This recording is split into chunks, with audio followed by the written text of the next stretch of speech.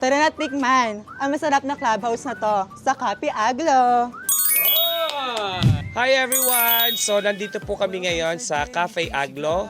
Dito po sa Barangay Mabalas-Balasan, Rafael, Bulacan. Ang dalas ko po kasi pumunta dito lalo na po pag gusto ko pong mag-relax. Tapos pag gusto ko po ng masarap na coffee. Then pag gusto ko po ng masarap na food. Maraming tao dito. Ano pong sikreto sa tingin niyo po? Anong sikreto ng Cafe Aglo? Ini-entertain po namin ng maayos yung mga customer po and good service po. Tsaka po yung kinakaibigan po namin yung mga customer po dito. Gano'n na po katagal yung Cafe Aglo? 1 year po. Sobrang dami ng food na sineserve nyo dito.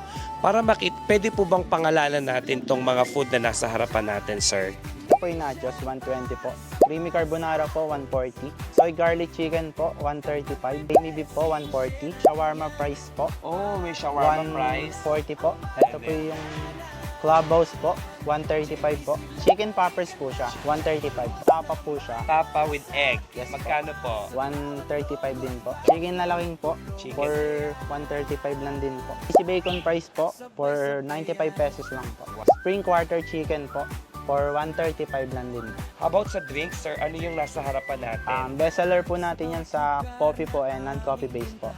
So ito yung matcha. Matcha latte po, 125 po. Ito po yung biscuit latte po, 135 po. Sir, meron po ba kayong gustong sabihin sa mga tumatangkilik dito sa Cafe Aglo? On behalf po ng owner ng Cafe Aglo and mga staff po, marami pong salamat sa pagtatangkilik po ng Cafe Aglo po. Maraming salamat.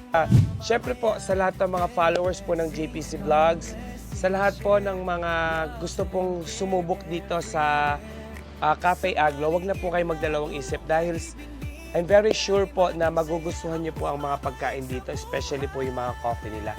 Maraming salamat po and once again, dito lamang po kayo pumunta sa Barangay Mabalas-Balas, sa Rafael, Bulacan.